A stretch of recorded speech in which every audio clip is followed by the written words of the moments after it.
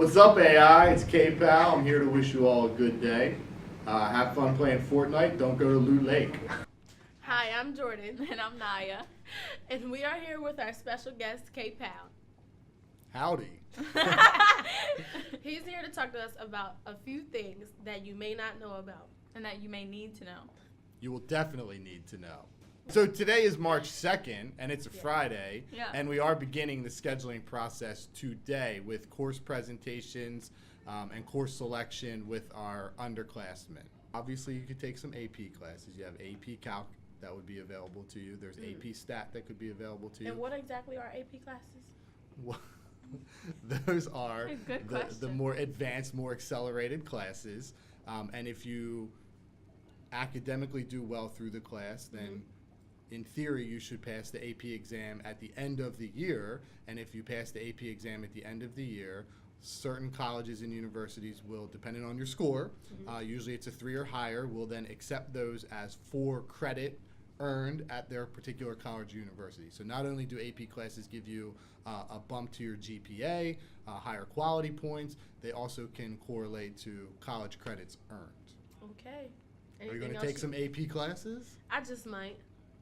So my encouragement to the student body in general will be to try the higher academic level, whether that be a CP section going into an honors section or an honors into an AP, or maybe you're just curious about dual enrollment, which are college level classes. You never really know what you're capable of until you actually give it a shot. I think a lot of times students are discouraged or afraid of trying the more accelerated classes because they think it's going to amount to a greater amount of homework, or they might not have the skill set for it. But I say give it a shot. You never really know what you're capable of until you do it. So I encourage all students to try a more advanced, more accelerated course. If a student is in a CP class and they want to bump to an AP class, can they do that?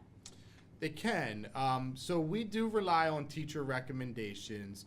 In the next couple weeks, our core content teachers are going to be recommending what they think their students should take next year.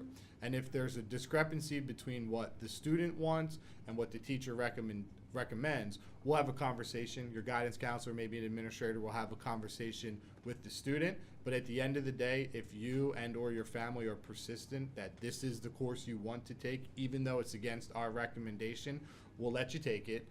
We do ask you to fill out a form to document that there was a little bit of a disagreement there. But then we reserve the right to withdraw you from that class the next school year if you're not maintaining a certain a certain level of grade. So, for Makes example, sense. if you're sitting in an AP class, we didn't think you were ready for it, and you're sitting with an F or a D, we don't want to jeopardize your ability to earn credits, so we will then kind of drop you to an honors class or maybe even a CP class if necessary. Question about early graduation. Mhm. So if You have to be approved for early graduation through I didn't even get to say my question. Well, I know what your question is going to be. No, that wasn't my All right, let's hear your question. Jordan-specific I was question going again. to ask, what about doubling up on classes?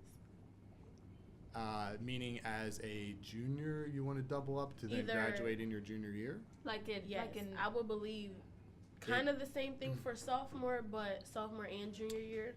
Okay, so a couple things. Number one, you have to be approved for early graduation through the Office of School Operations. So it's not something that can just happen here at the building level. Number two, you have to remember there's only 8 periods a day to work with. So you have to satisfy your graduation requirements, number one, and what you need to kind of progress from junior to senior year or sophomore to junior year. And if there's opportunity to add additional classes in there, I would much prefer that students add academic classes to their schedule rather than TAs or study skills or free release. Number of reasons why I say that. One, it certainly produces a better college profile. Student admissions offices will see that you have had a strong commitment to the academic environment, that you filled your schedule with a lot of core academics and maybe some electives that you don't need for graduation but you are interested in. So that's definitely a benefit to you. And ultimately, if you're not able to qualify for early graduation in your senior year, you would certainly have a lighter schedule. So early release could be an option for you, but it would also then give you an opportunity to take additional elective classes or other classes that you might not need for graduation, but you were just curious about. So there's benefits to doubling up and adding additional classes, but it might not always be to get you out of high school faster, if that makes sense. It does. Good. It's not like, you talk long or anything. Tell us about some of the general classes that are available, academic-wise. So, obviously we have our core content classes, math, science, social studies, and English, and then we have a ton of elective opportunities here at AI. After all, we are a comprehensive high school, so there's a lot of elective opportunities for students to choose from in our career and pathways and just free electives. And then we have the world languages, PE, health. So there's just a ton of opportunities for students to hopefully find courses that they are interested in, that are of high value to them, that are also satisfying graduation requirements. You good? So far, so good? So far, so great. So good. Well, so if you take gym your freshman year, Mm-hmm. would you be able to retake gym if you maybe like that class? That's a good question. If you took PE or any class for that matter, and you passed that, you've earned the credit for it, you can't then earn another credit for that same class. So you can only earn one credit in there. There have been times where we've allowed students to audit a class because they maybe feel like they need just a little bit more exposure What is to. audit? Audit means you sit in the room, you're scheduled into the room, you take it, but not for credit. Oh, So okay. you do everything that all the other students do, and you're really doing it for just an academic benefit. Oftentimes we'll see that in a world language class. Student took Spanish 1, they passed Spanish 1, but they just don't feel prepared for Spanish 2. So they'll audit Spanish 1 again, they'll take it for a year, they can't earn the credit for it, but they'll feel a little bit more prepared for Spanish 2 maybe in their junior or senior year. Any questions that you guys have, you can come to K-Pal and No, ask him. don't come to me. Go to your guidance counselor. Your guidance counselor has all the scheduling Yeah. information you need. He wouldn't be And able to then- schedule you. Well, I can, but I don't want to. So go to your guidance counselors.